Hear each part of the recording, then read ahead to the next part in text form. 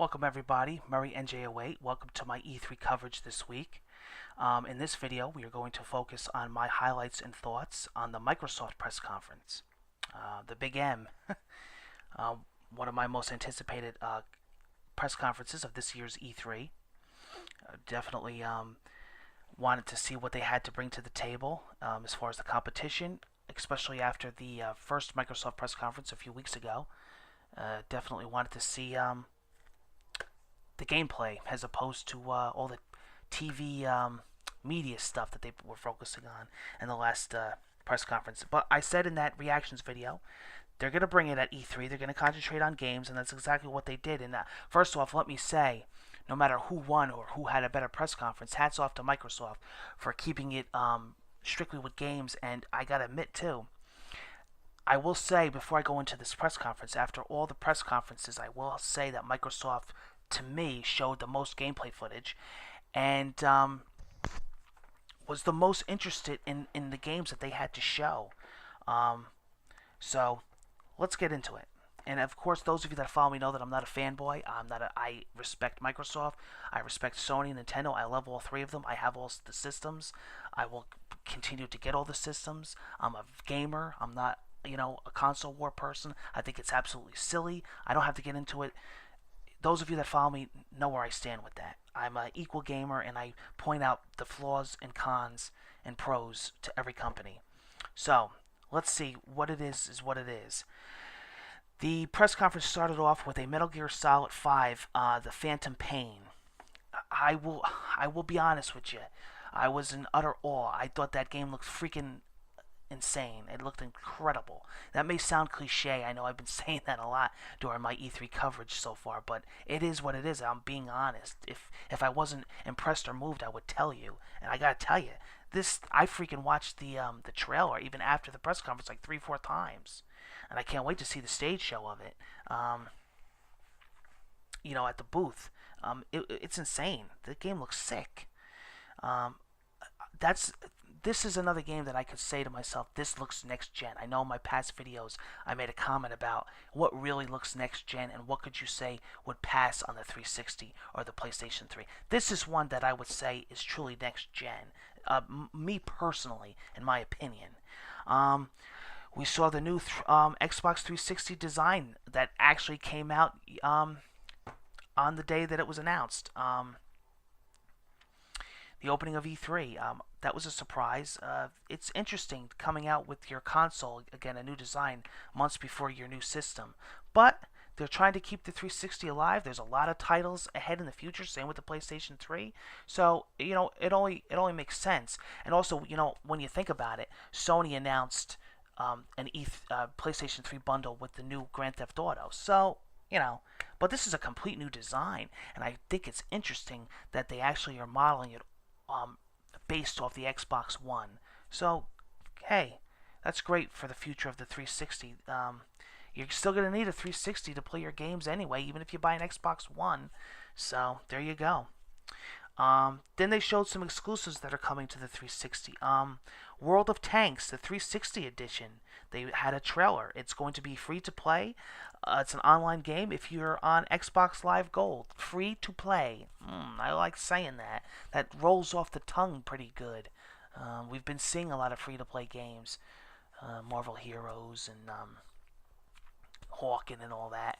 So that's good. Of course, you have to have an Xbox Live Gold account, but you know what? That's a perk. That's an incentive to have it. It just makes you want to have that membership more. Looks pretty cool. I don't know. I mean, it wasn't. I'm not on the edge of my seat here, but I don't think it's supposed to be that kind of game anyway. It looks like a fun game that you call up your friend and you have fun. So that's what it's all about, right? It's not all about the graphics either. It's about having fun, and it's about gameplay. I always stood by that theory. Max, The Curse of Brotherhood. That looked kind of cool. Looked like an anime little kind of trailer. Looks like a cool game. Looks like a platformer kind of game. Dark Souls 2, they mentioned. March 2014. Dark Souls has been looking good. I've been following up on that. I don't know, if they're going to have... they're showing it at the Microsoft press conference, so I don't know if they're going to have like a a bonus that's only for the Xbox One. I don't know if you get extra whatever for getting it on that system. I noticed Sony and Microsoft have been going back and forth with their cross-platform games. You get this extra if you get it for this system. You get this extra if you get it for this system. So we'll see. They may have something planned. And then I'm going to tell you another game, and I made notes here, and I put in parentheses, looks insane. I put in big letters. Very impressive. Another title, again, that looks truly next gen, and it's Rise, Son of Rome, which will be a launch title. And of course, you're getting the Sony fanboys, and you're getting the console war people saying, "Oh, it's a ripoff. It looks like God of War." All right, well, whatever. I'm going to tell you what I think of it, and I think it looks insane. I mean, it's the first game I've seen so far in a while that actually had in-game footage that looked like a trailer. I mean, you see the guy moving the controllers, you see the directions of what buttons to push. You see him moving, walking, swinging the sword. You can see it's in-game footage, and it looked absolutely stunning. And then even the cutscenes when they're talking to each other, and the sweat's pouring off of him, and the tear and the wetness in his eyes, and the fur coming off of his helmet, the feathers from his helmet blowing in the wind. It's stunning stuff. You're seeing the graphical engines here. You're seeing, that processor, that 8 gigs of RAM, you're seeing that in action, and you could definitely tell that this is next gen. So, again, impressive to me. Want to see more of that. Here's a big surprise, and here's actually one of my highlights of the entire press conference, believe it or not, even as little as they showed of it, was the Killer Instincts. Listen to me. I've been wanting that game to come back forever. So thank you, Microsoft, for bringing that back and having it at your press conference. I freaking grew up with Killer Instinct. Absolutely love it. I remember playing it on the Game Boy. I remember playing it on the Super Nintendo. Whatever. Killer Instinct is insane. It looks freaking good. They showed you the stage demo of the two people playing back and forth with it. Want to see more of that. So, awesome game. Looking forward to that. Sunset Overdrive, they showed a trailer for an upcoming exclusive Sunset Overdrive that looked kind of neat. Looked really wacky and over the top. A lot of action. And then Forza 5 in-game footage trailer. Well, they said it was in-game footage. I don't know. To me, it looked like a lot of trailers to me. I haven't really seen really that much in-game footage. I'm hoping to check their footage out at the booths, the E3 booths. But from what they showed at the press conference, it didn't really look too much in-game footage to me. They talked about the new AI and how advanced it is, and then they had the McLaren P1 on stage, which was my highlight. Being obsessed with cars and being a really true car lover, and just loving the Forza series, loving the Gran Turismo series, loving Need for Speed, the Grid. Love me some racing games. Put it to you that way. I love them all equally. I'm interested to see how Gran Turismo looks and plays, and I'm interested to see in Forza 5. And from what they showed, it looks awesome. Then they showed a trailer for Minecraft. So if you're a big Minecraft fan, there you go. Now, here's more info on Quantum Break. More details trailer. That game still has my brain up and about with especially with the first conference they had a few weeks ago, when they showed you it looked like a movie, like actual cutscenes from a movie of a girl, and then they broke into like the whole thing with the bridge and the explosions, and then back into the movie again. I don't know what the hell. I kind of still don't, but I guess from what they were explaining is that it's like an interactive movie that you can direct, you can control. So we'll see what happens. Hey, listen, hats off to Microsoft. At least you're trying to get more exclusives. At least you're trying to have more reasons of why we need this system as opposed to the PlayStation. You're trying new things. You're taking gambles. You're trying things. Hats off to you. That's what it's all about. And I hats off to them for trying that. There's nothing wrong with that. They're trying to be different. They're trying to be unique. Project Spark. This game actually looked pretty cool. At first, when I first seen it, I was like, all right, next. It's just human nature. Then they started to actually get involved with it, and they actually started building things. And the more they showed this game off, the more I was interested. I put some notes here. Building levels with voice over your Connect. The man said night. It changed to night, the scene. He said river. He said day. He said mountains. Used smart glass. Create your own game.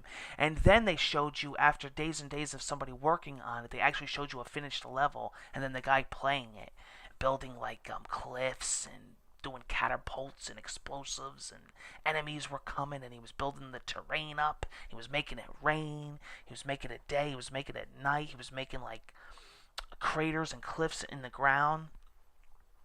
He was pushing the ground up. Looks definitely cool. I mean, there's going to be some creative people like Little Big Planet that are going to really, really take advantage of this. Be cool if like they could post them online and people could play your levels.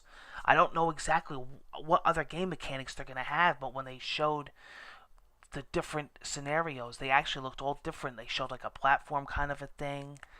So it looks like a pretty involved, intense game, and it looks like it's one of those games where it's as good as much time and effort and design that you put into it. So it's really based on your input.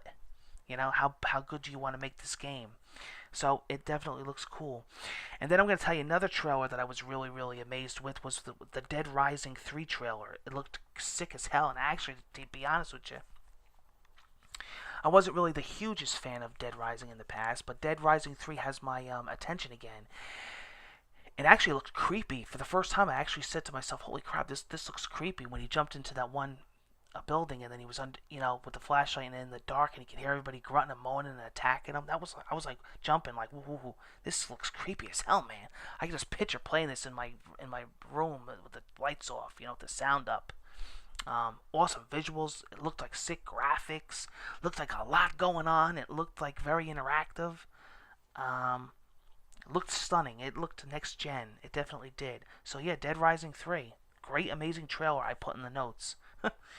The Witcher 3 Wild Hunt. They showed some gameplay of that. That's really coming along. Really interested to seeing how that pans out. Love the past Witchers. Looks good. Of course, Battlefield 4, they showed it with 60 frames per second gameplay footage. They actually had a glitch in the beginning, and they actually had to restart. And you're going to hear the crowd huffing and puffing. But I said this in my other video because it happened in another press conference today, and I'll say it again. It's live, people. It's E3. It's not staged. It's not like pre-recorded or anything. This is on stage live. This is running in front of you. There's an audience. Stuff is going to happen. It's tech, But they handled it well, and they got it back up and running. It looked good. They hinted at the next Halo. They showed you Master Chief at the end. Looks good. Hey, always interested to see another Halo, especially on next gen, on a new kit with new technology. And they announced the price and the time frame. Not an exact date, but it is coming out in November. So holiday hardcore gaming season, and $4.99. So now this is another thing I'm gonna point out with. I watched all these press conferences, and then I made all my E3 coverage videos. That's how I did it. Now, I actually made the Sony one before I made the Microsoft one. So I'm doing this a little bit with a more, almost like cheating, but I'm doing it with more of an open mind. But I will say this, though. Things can change. Nothing is set in stone. If they see a competitive edge and they know that they have to make these changes, this is very possible. We know that the PlayStation 3 is coming out during the same time. The PlayStation 4 is coming out in the same time frame, and their price is hugely competitive, $399. So Microsoft has to think about that. I'm going to be honest with you. I thought overall Sony won the day, but I will say this, though. I thought the Microsoft press conference was better as far as gaming. I liked the games that I seen there. I liked the footage that I seen there. And hats off to them for concentrating on that from their last uh, press conference. Hats off to them for that, and also hats off for them for trying to get more exclusive games because they were definitely in need of them because Sony, I believe, was beating them, and Sony still has a lot coming out and more coming out. And who knows what we don't even know that's announced. But I really enjoyed the Microsoft conference. They need to fix a few things though, but I think it's going to dwell on them. Um, there's a lot of things to think about. I think as opposed to especially well, there's two things. I find it like the 360 was the big winner of the last generation, and I've seen a big console war fight starting with people. Again, I don't believe this. This is silly, ridiculous to me. I have no part of it, but I sit back and I watch and I take it in what these people's mindsets are, and this is like their way of getting back at Microsoft. Like I've seen some guy on YouTube say, "This is our turn. This is Sony's time to point the finger. We're in the hot seat." And I don't think it has a lot to do with the games or the pricing even. I think it has to do with that whole DRM thing with Microsoft, with having to be online all the time and having the non used game thing, which you can't bring it to your friend. You have to sign in. There's a used game fee. There's going to be DRM locked to your games. I don't know. We'll see. There's a lot of time yet before these systems come out.